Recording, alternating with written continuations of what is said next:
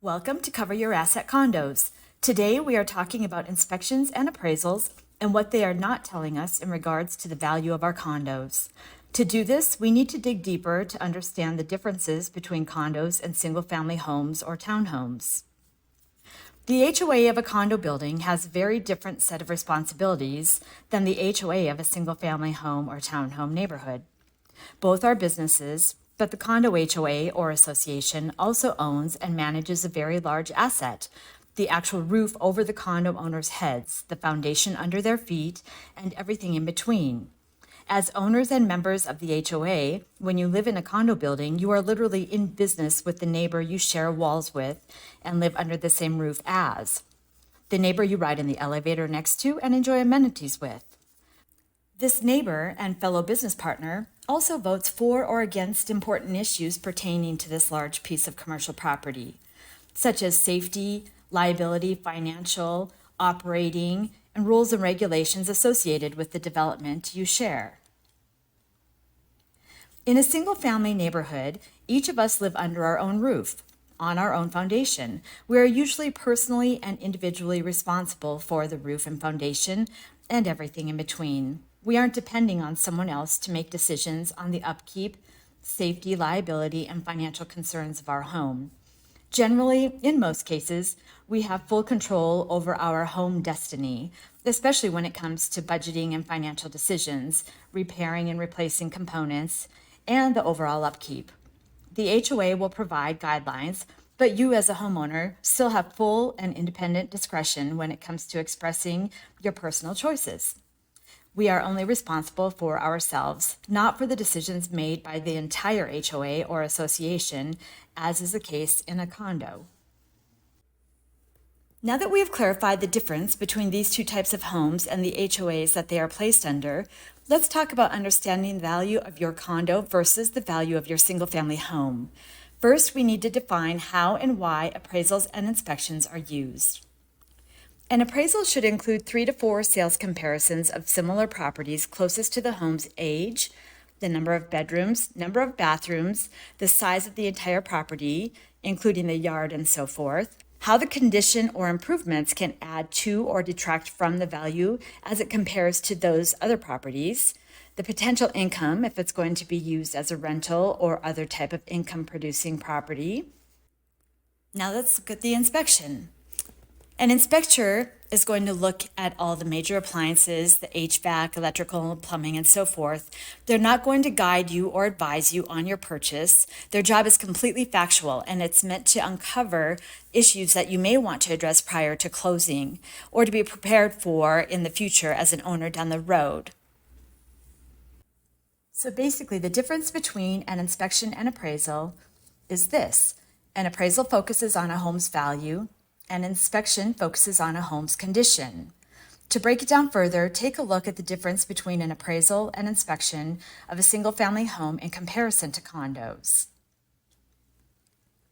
This is most likely what the single-family home inspection includes. Moving on, this is most likely what the inspection of a condo includes. In more simple terms, let's look at what the condo inspection does not include, but is included in a single-family home. An inspector will only provide an inspection on anything within your 4 walls, such as your personal water heater.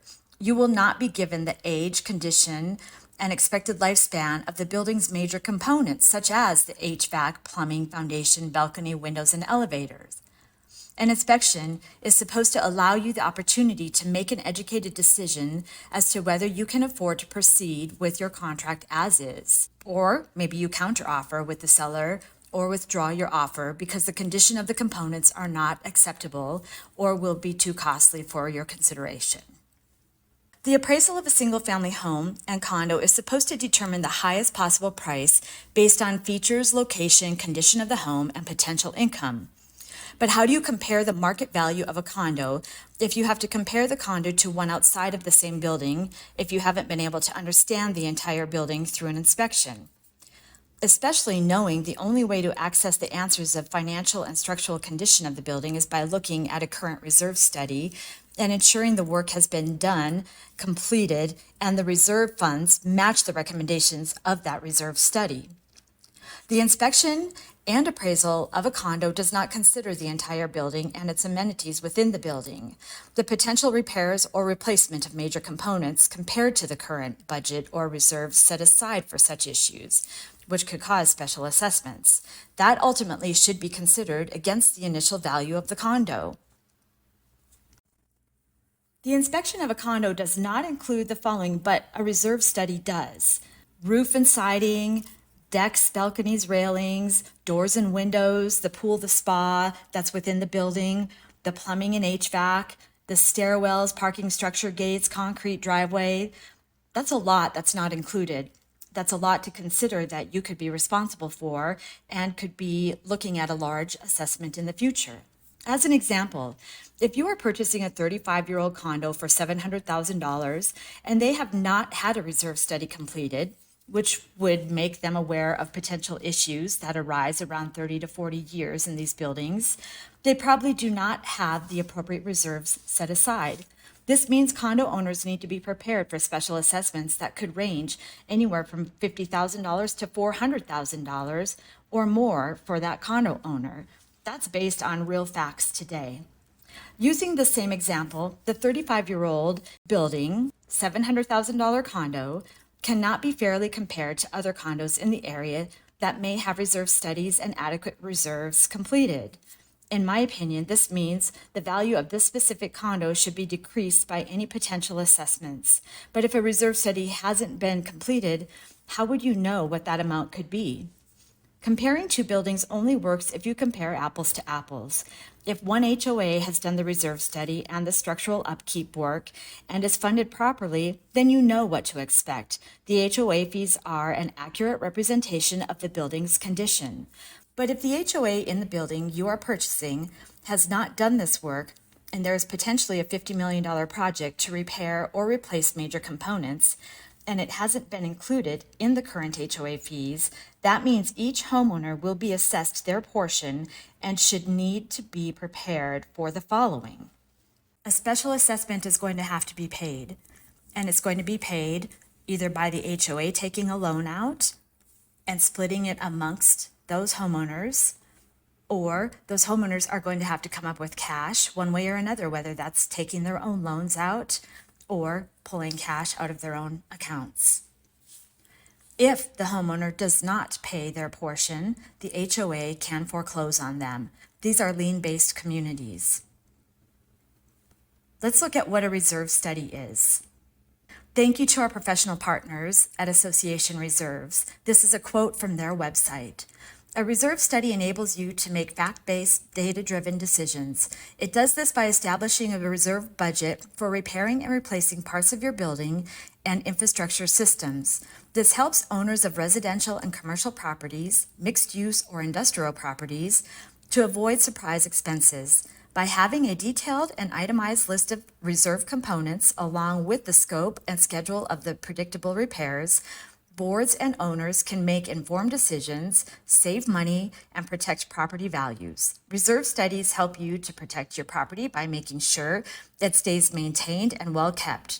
But in order for your repairs to be funded, this means the reserve fund needs to have enough capital to cover the expenses when they need.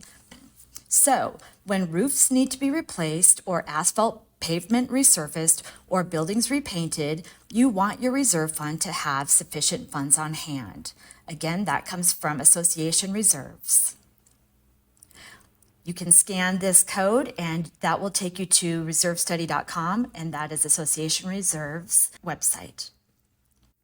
In summary, knowing 50% of all condos were built 30 years ago and the lifespan of many of these larger components is 30 to 40 years of age, and knowing only 20 to 30% of all condo buildings in America have done or have an updated reserve study, we will be facing some large special assessments to fund these repairs and replacements. Therefore, it's important to truly understand the value of the condo you are purchasing, and the only way to do that is with a reserve study that includes the inspection information you need to make an educated decision, just like when you are purchasing a single-family home. What can you do to protect yourself? Again, review the reserve study, confirm the reserves match the recommendations.